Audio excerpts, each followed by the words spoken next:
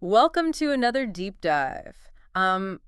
Today we're exploring the power of thoughts and, that universe inside each of us. Hmm. We've got a really interesting mix of sources today. Yeah. Expert explanations, anecdotes about this woman called the contest queen, even some pretty mind-bending discoveries in neuroscience. Should be fun. I think where I always start with this is how little we think about the energy behind our thoughts. Okay. Like we're broadcasting on a frequency we don't even realize we're tuned to. So let's break down this whole thoughts as energy idea. Okay. It sounds kind of mystical. Sure. Well, think of it like this. Your thoughts are vibrating at certain frequencies, and similar frequencies attract each other. Hmm. Just like in physics, similar thoughts attract similar energies, and that shapes what happens next in our lives. Okay. So if you're stuck in a negative thought loop, you're probably going to attract more negativity. It's like we're actively creating our reality with our thoughts. That's a Ah, pretty powerful concept. exactly. And, there's this thing called set points. Our brains have these default emotional states based on our usual thought patterns. Mhm. If we dwell on negative emotions, they become our go-to setting, even if it doesn't feel good. Wow. Yeah. So if our thoughts are so powerful, how do we shift out of those negative ruts? It can feel like we're stuck. That's where facing fears comes in. Eh. It might seem counterintuitive, but avoiding anxiety makes it stronger over time. Hmm. One source explained it like, our brains see avoidance as success, like, hey, anxiety kept us safe. So the next time something similar comes up, the anxiety ramps up even more. So it's like our brains are tricking us into a false sense of security by avoiding things. Exactly. And those avoidance pathways that get more deeply ingrained every time we repeat them. It's not that you should never feel fear, but you got to understand how that avoidance cycle works against us. Right. It's about understanding how fear can hijack our actions. What I found interesting is the source material really stressed how even small steps towards facing a fear can help, can weaken those anxiety circuits and build courage. It's like slowly retraining your brain. Yeah. Exactly. Action, not avoidance, is the key. Hmm. And this brings us to this incredible woman, Helene Hadsell, the contest queen. She won tons of prizes using the power of her mind. Cars, houses, trips, pretty much anything you can imagine. Her story is a great example of how powerful beliefs and visualization can be. She had this system called SPEC, which stands for Select, Project, Expect, Collect. And it wasn't just wishful thinking. It was a deliberate process of aligning her thoughts and actions with what she wanted. Let's say you see a diamond necklace you really love. First, you select it. You decide, this is what I want. You've picked your prize. What's next? Project it. This is where visualization comes in. You imagine yourself wearing that necklace, feeling how heavy it is, hearing people compliment you on it. You're creating this vivid mental image, feeling all the emotions like you already have it, and that sends a powerful signal. So you're sending out that message? Yeah. What then? You expect it. You fully believe you're going to get it without getting hung up on how or when. And finally, collect, which for Helene often meant entering contests and visualizing herself winning. Right. There are so many great stories. One source talked about how she willed herself onto the Art Linkletter show, this popular variety show back then. She visualized being in the audience wearing this specific orange sweater, and guess what? She ends up there wearing that sweater, and Art Linkletter picks her to win a $1,500 diamond watch. She even joked she was his birthday present. That's amazing. Willed herself onto a TV show? How is that even possible? Sounds wild, right? But her story, and many others like it, they suggest that maybe our thoughts have a way bigger impact on reality than we realize. And it wasn't just about winning for herself. There's this other story where she helps a stranger at a game show win a refrigerator by guiding her through a visualization. Putting good vibes out into the world. But what about when she wasn't actually there? Like that time she won a car through her son answering a radio call. She wasn't even the one who picked up the phone. Right. It's a story that really makes you think about what's possible with the power of intention, doesn't it? Mm. Makes you wonder about reality itself and how our thoughts might be shaping it in ways we don't understand yet. It's this idea that our thoughts can have effects even when we're not physically present that gets really interesting. Could there be a scientific basis for this? That is the question, and it leads us to some groundbreaking research in neuroscience. Oh. So there's this team of neuroscientists from the Blue Brain Project. Okay. That's an initiative trying to create like a super detailed simulation of the human brain. Wow. And they made this really remarkable discovery a while back. Okay, I'm intrigued. They found that our brains create multidimensional structures. Multidimensional, like more than length, width, and height. Exactly. They use this complex mathematical approach called algebraic topology. It's a way to map really intricate shapes even beyond our 3D world. Okay. And what they found is our brains can form structures that operate in up to 11 dimensions. 11 dimensions. My head is spinning. It is mind-boggling, right?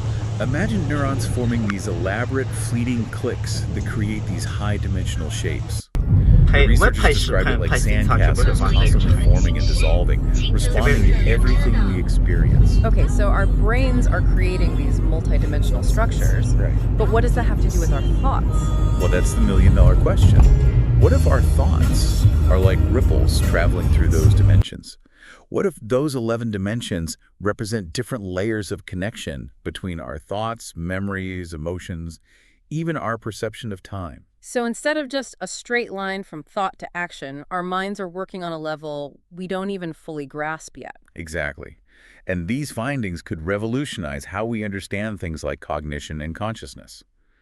If our thoughts can create these complex structures, what else might they be capable of?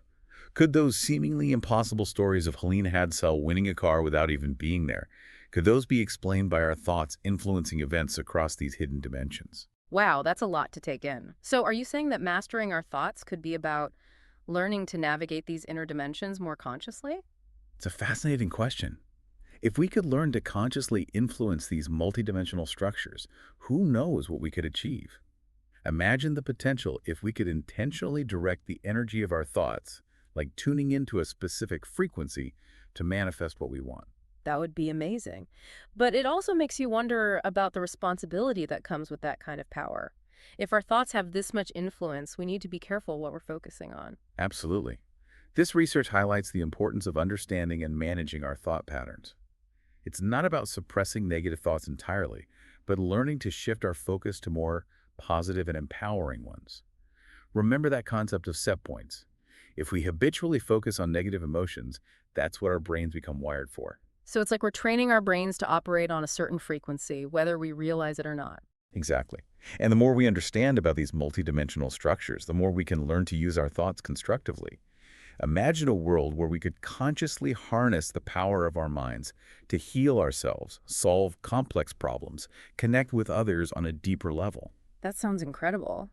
But it also raises some big questions, like if our thoughts can shape reality, what does that mean for free will? Are we all just products of our own thinking? These are questions philosophers have been grappling with for centuries, and this new research just adds another layer of complexity. But even if our thoughts have a huge impact on reality, that doesn't mean we're powerless. We still have the ability to choose what we focus on, challenge our limiting beliefs, and cultivate more positive thought patterns. So it's not about denying the power of our thoughts, but learning to use them wisely. It's like we have this incredible tool, but we need to learn to use it safely and effectively. Well said. And that brings us back to Helene Hadsell and her SPEC system. She wasn't just a passive recipient of good fortune, she actively used her mind to create the reality she wanted. Her stories show us we all have the potential to shape our lives through the power of our thoughts, beliefs, and intentions. That's really inspiring. But for those of us who aren't winning contests every day, how can we start applying these principles to our everyday lives? What are some practical takeaways from her SPEC system? First, get clear on what you want. What are you selecting? What's your goal? Don't be afraid to dream big, but make sure it's something you truly desire. Then commit to projecting it. Create a vivid mental picture. Engage your senses. Feel the emotions as if you already have it. So select, project. Then what? Then cultivate unwavering expectation. Trust that it's coming, even if you don't see results right away. And finally, take action steps towards collecting it. For Helene, this often meant entering contests. For you, it might be something else.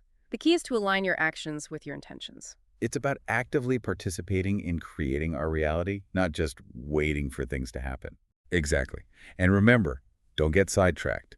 Stay focused on your vision and don't let doubt or discouragement creep in. Okay, so select, project, expect, and collect SPEC. Simple, but powerful.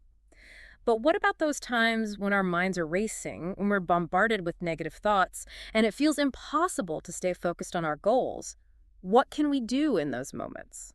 That's where practices like mindfulness and meditation can be incredibly helpful. They train us to observe our thoughts without judgment, become aware of those negative patterns, and gently redirect our focus. It's like building a mental muscle so we can choose our thoughts more consciously. So it's not about silencing our minds, but learning to manage them more effectively. Exactly. It's about recognizing that we are not 好 our 想 thoughts. 好想 We have the 和 power to 你 choose 在 which 一 thoughts we 起， pay attention to, 并 and 肩 that 看 choice shapes our reality. 天边 This 的 is all 落 so 日， fascinating, but I'm still struggling with this whole 并肩 11 听 dimensions in the brain 并 thing. It 肩 sounds like 的 science 鸟 fiction. It does, doesn't it? But it's a reminder that we're just starting to understand what our minds are capable of. Think about it. Our brains are physical objects. In the three-dimensional world, we can see and touch. But they're creating these incredibly complex, multidimensional structures that we can only glimpse through mathematics. So those extra dimensions could be representing something beyond our physical reality, like connections between thoughts or even across time. Exactly. And that opens up all sorts of mind-blowing possibilities. Imagine our thoughts could actually influence events across time. What if those premonitions or intuitive feelings we sometimes have are pieces into those other dimensions? Wow, that's a pretty wild thought. But if those extra dimensions exist, wouldn't they have some impact on our everyday lives, even if we're not aware? That's a great question. It leads us into some really interesting theories about how our thoughts might be shaping reality on a much bigger scale. So we've got these multidimensional structures in our brains, Right. and maybe our thoughts are like ripples traveling through those dimensions. It's a lot to wrap your head around. It is. It really challenges how we think about the world. But what if these findings suggest a deeper connection between our minds and the universe? Like, what if our thoughts aren't just inside our heads, but part of this giant web of energy and information? That makes me think of that Carl Sagan quote, "We are all made of star stuff." It's like we're not Do it. separate beings, but part of this larger cosmic consciousness. Exactly.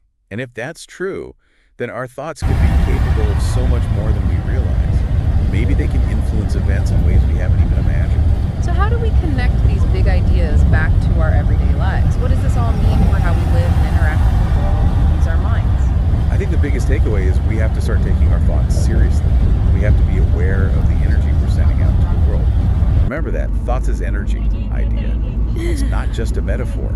Our thoughts have a real impact on us and the world around us. So instead of letting our thoughts run wild, we need to be more aware of what we're focusing on. Exactly. And that starts with paying attention to our thought patterns. Notice those negative thoughts that keep coming up, the self-doubt, the fear, the limiting beliefs, and start to challenge them. But what about when it feels like negativity has taken over? Like when we're stressed or anxious or down? That's where those mindfulness practices can be helpful. Meditation, deep breathing, spending time in nature. These can help quiet the mental noise and make space for more positive thoughts. So it's not about getting rid of negative thoughts, but learning to manage them. Right. It's about recognizing that we have a choice. We can let those thoughts control us, or we can choose to focus on something positive and empowering. It's like training our minds to operate on a higher frequency, one that's in line with our goals. Exactly. And as we raise our vibration, as we start to embody things like love, joy, gratitude, abundance, we start to attract more of those things into our lives. So it's not just about changing our thoughts, but about changing our whole being. Absolutely. It's about aligning our thoughts, beliefs, actions, and emotions with what we truly want. This reminds me of Helene Hadsel's spec system select project, expect, collect. It's about taking those desires and turning them into reality through intention and action.